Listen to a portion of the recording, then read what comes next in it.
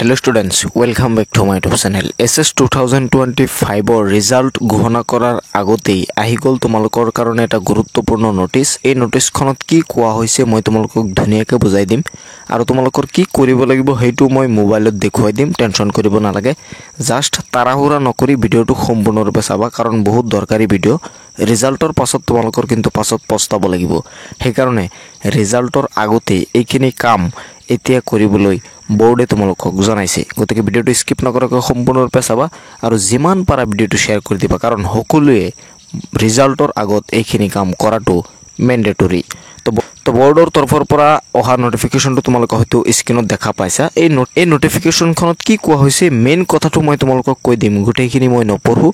ইয়াত মেইনলি কোৱা হৈছে SS ৰিজাল্টৰ পাছত যিসকল কেণ্ডিডেটছ নেকি BA BSc BComত এডমিশ্যন ল'ব বিচাৰে সেইসকল এতিয়া কি কৰিব লাগিব, সামাৰ্ট পৰ্টেলত তেওঁলোকৰ ৰেজিষ্ট্ৰেশ্যন কৰিব লাগিব। সামাৰ্ট পৰ্টেল মানে হ'ল BA BSc BComত এডমিশ্যন লোৱাৰ পৰ্টেল। সেই পৰ্টেলত সকলোৱে এডমিশ্যন ল'ব লাগিব, বেলেগ কোনো উপায় নাই। গতিকে ৰিজাল্টৰ আগতেই সামাৰ্ট পৰ্টেলত ষ্টুডেণ্টক ৰেজিষ্ট্ৰেশ্যন কৰিবলৈ বোৰ্ডৰ তৰফৰ পৰা জনোৱা হৈছে। নোটিফিকেশ্যনখনৰ মেইন কথা এইটোৱে, ইয়াৰ বাহিৰে বেলেগ একো নাই। আৰু তোমালোকৰ পৰ্টেল 11 এপ্ৰিলৰ পৰা ওপেন হৈছে, কেতিয়া ক্লোজ হ'ব এতিয়ালৈকে ইয়াত মেনশ্যন কৰা নাই। এতিয়া জাষ্ট তোমালোকক মানে ৰেজিষ্ট্ৰেশ্যনটো কৰিবলৈ কোৱা হৈছে, বেলেগ একো কৰিবলৈ কোৱা হোৱা নাই। ৰিজাল্টৰ পাছত বেলেগ বাকী যিখিনি কাম থাকিব সেইটো ৰিজাল্টৰ পাছত তোমালোকৰ কৰিব লাগিব। কোন কলেজত তুমি এডমিশ্যন ল'বা, মানে কোন ছাবজেক্টত মেজৰ ল'বা, কোন ছাবজেক্টত মাইনৰ ল'বা, কোন ষ্ট্ৰীম তুমি চিলেক্ট কৰিবা সেইটো ৰিজাল্টৰ পাছত। এতিয়া জাষ্ট তোমালোকক মানে ৰেজিষ্ট্ৰেশ্যন কৰিবলৈ কোৱা হৈছে। এতিয়া ৰেজিষ্ট্ৰেশ্যন কেনেকৈ কৰিব লাগে সেইটো মই তোমালোকক এতিয়া মোবাইলৰ স্ক্ৰীনত দেখুৱাই দিব বিচাৰোঁ। ৰেজিষ্ট্ৰেশ্যন কৰিবলৈ হ'লে মোবাইলৰ পৰা যিকোনো এটা ব্ৰাউজাৰ অ'পেন কৰি ল'বা, নহ'লে এই ভিডিঅ'টোৰ ডেছক্ৰিপশ্যন বক্সত এটা লিংক থাকিব, অৰ্থাৎ সামাৰ্ট পৰ্টেলৰ লিংক। সেইটো তোমালোকে ক্লিক কৰি আহিব পাৰা, নহ'লে মোবাইলৰ পৰা ব্ৰাউজাৰ অ'পেন কৰিও আহিব পাৰা। ব্ৰাউজাৰ অ'পেন কৰাৰ পাছত তোমালোকৰ চাৰ্চ কৰিব লাগিব সামাৰ্ট ৰেজিষ্ট্ৰেশ্যন। তাৰপাছত তোমালোকে এই যে তোমালোকে লিংকটো দেখা পাইছে ইয়াত সামাৰ্ট এডমিশ্যন পৰ্টেল, এই লিংকটো তোমালোকৰ ক্লিক কৰিব লাগিব। আৰু ক্লিক কৰাৰ পাছত তোমালোকে ছাইডত তোমালোকে হয়তো দেখা পাইছে ইয়াত 3 লাইন এটা মেনু আছে, 3 লাইন দিয়া আছে। এই 3 লাইনত তোমালোকৰ ক্লিক কৰিব লাগিব। অলপ স্ক্ৰল ডাউন কৰি তললৈ আহিলে ইয়াত দেখা পাবা নিউ ৰেজিষ্ট্ৰেশ্যন। এই নিউ ৰেজিষ্ট্ৰেশ্যনত তোমালোকৰ ক্লিক কৰিব লাগিব।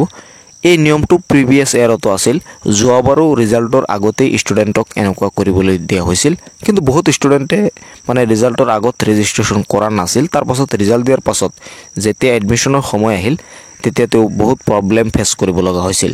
সেইকাৰণে ৰিজাল্টৰ আগতে এইখিনি দি দিয়া হয়। ৰিজাল্টৰ পাছত মানে বেলেগ মানে তোমালোকৰ যিখিনি প্ৰফাইল ক্ৰিয়েশ্যন আছে বা কলেজ চিলেকশ্যন আছে সেইখিনি কাম কৰিব দিয়া হয়। ৰেজিষ্ট্ৰেশ্যনটো কি কৰি দিয়া হয়, ক্লোজ কৰি দিয়া হয়। সেইকাৰণে ৰেজিষ্ট্ৰেশ্যনৰ মানে ৰিজাল্টৰ আগতেই ৰেজিষ্ট্ৰেশ্যনখিনি কৰিব দিয়া হয়।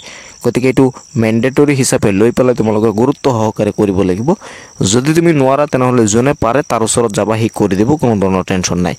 নিউ ৰেজিষ্ট্ৰেশ্যনত ক্লিক কৰিবা, কৰাৰ পাছত তোমালোকৰ স্ক্ৰল ডাউন কৰি তললৈ আহিব লাগিব। ইয়াত হয়তো তোমালোকে দেখা পাইছা, ছাইডত হয়তো দেখা পাইছা, ইয়াত ছাইডত ৰেজিষ্ট্ৰেশ্যন ফৰ্ম এটা অপশ্যন আছে।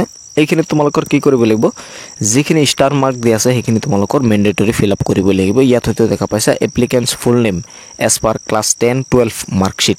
তোমাৰ যি নাম আছে ক্লাছ 10 আৰু 12ৰ মাৰ্কশ্বিটত, 12ৰ মাৰ্কশ্বিটটো এতিয়াও অহা নাই, ক্লাছ 10ৰ মাৰ্কশ্বিটত তোমাৰ যি নাম আছে সেই নামটো ইয়াত ধুনীয়াকৈ বহাব লাগিব। তাৰ পাছত তোমালোকৰ এপ্লিকেণ্টছ ডেট অফ বাৰ্থ, তোমাৰ ডেট অফ বাৰ্থ ইয়াত বহাবা। ক্লাছ 10ৰ মাৰ্কশ্বিটত বা এডমিটত যি ডেট অফ বাৰ্থ আছে সেইটো বহাবা, বেলেগ বহালে নহ'ব। তাৰপাছত ইয়াত মেইন কথাটো হ'ল applicant's email, please use your own email as this will be used for all official communication.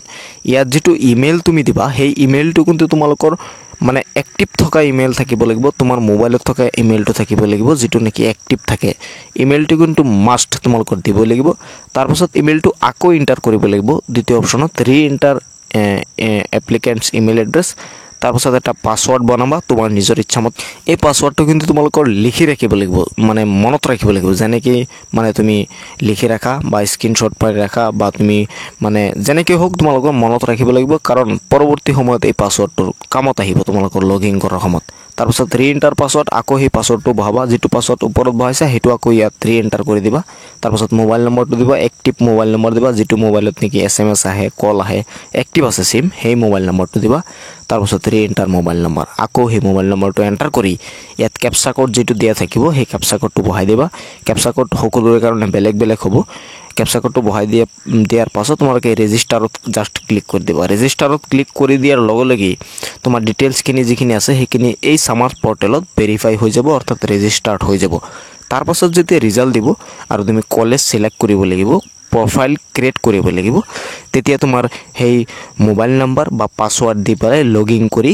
এই মানে তুমি এই ৱেবছাইটত ডাইৰেক্টলি আহি যাব পাৰিবা তো এইটো আছিল তোমালোকৰ সামাৰ্ট পৰ্টেলৰ ৰেজিষ্ট্ৰেশ্যনৰ প্ৰসেছ একেবাৰে সহজ পদ্ধতিত মই তোমালোকক দেখুৱাই দিছোঁ যে কেনেকৈ সামাৰ্ট পৰ্টেলত ৰেজিষ্ট্ৰেশ্যন কৰিব লাগিব এইখিনি ফিল আপ কৰাৰ পাছত জাষ্ট ৰেজিষ্টাৰত ক্লিক কৰি দিবা তুমি ৰেজিষ্টাৰ্ড হৈ যাবা সামাৰ্ট পৰ্টেলত আৰু ৰিজাল্টৰ পাছত তুমি ধুনীয়াকৈ এডমিশ্যন লৈ ল'ব পাৰিবা কিন্তু সামাৰ্ট পৰ্টেল তোমালোকৰ এডমিশ্যন লোৱা মানে ৰেজিষ্ট্ৰেশ্যন কৰাটো এতিয়া বাধ্যতামূলক এইটো বৰ্ডৰ তৰফৰ পৰা নটিফিকেশ্যন জনোৱা হৈছে মেট্ৰিকৰ ৰিজাল্টৰ দিনাখন মাননীয় শিক্ষামন্ত্ৰী ডক্টৰ অনুজ পেগুৱে ঘোষণা কৰিছিল যে আমি নটিফিকেশ্যন জাৰি কৰিম আৰু মানে বৰ্ডৰ তৰফৰ পৰা নটিফিকেশ্যনটো আহি গৈছে মই তোমালোকক নটিফিকেশ্যনটো দেখুৱাইছোঁ আৰু ৰেজিষ্ট্ৰেশ্যন কেনেকৈ কৰিব লাগে সেইটোও মই তোমালোকক দেখুৱাই দিছোঁ এতিয়া কথা হ'ল কোনে কোনে ৰেজিষ্ট্ৰেশ্যন কৰিবা ৰেজিষ্ট্ৰেশ্যন সেইসকলেহে কৰিবা যিসকলে নেকি ভাবি আছা HS ছেকেণ্ড ইয়াৰৰ ৰিজাল্টৰ পাছত আমি BA BSc বা BComত এডমিশ্যন ল'ম 4th ইয়াৰ আণ্ডাৰ গ্ৰেজুৱেট বা 5 ইয়াৰ ইণ্টিগ্ৰেটেড ছিষ্টেমত আমি মানে BA BSc BComত এডমিশ্যন ল'ম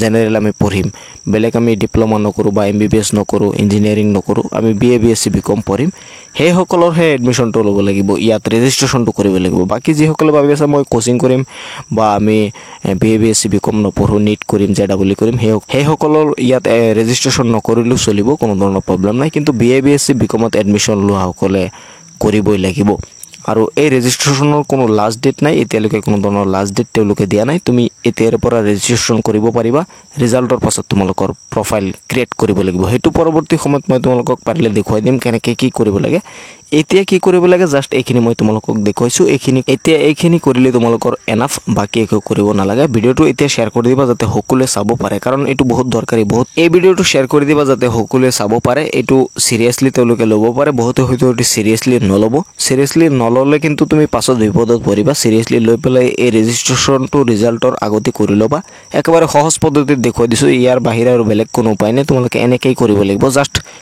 তোমাৰ নাম mobile number password email address বহাবা ডেট অফ বাৰ্থ বহাবা তাৰপাছত এটা পাছৱৰ্ড ক্ৰিয়েট কৰিবা পাছৱৰ্ডটো তোমালোকৰ মনত ৰাখিবা আৰু ৰেজিষ্টাৰত ক্লিক কৰি দিবা তোমাৰ ৰেজিষ্ট্ৰেশ্যন কমপ্লিট হৈ যাব তো এইখিনি প্ৰচেছ মই তোমালোকক দেখুৱাই দিছোঁ আৰু ভিডিঅ'টো শ্বেয়াৰ কৰি দিবা যাতে সকলোৱে চাব পাৰে চেনেলটো ছাবস্ক্ৰাইব কৰি ৰাখিব পৰৱৰ্তী ভিডিঅ' আহিলে মই তোমালোকক দিম তো আজিৰ এই ভিডিঅ'টো এইখিনি লগ পাম পৰৱৰ্তী ভিডিঅ'ত চাই থাকিবা তোমালোকৰ আপোন চেনেল টেক অফ MH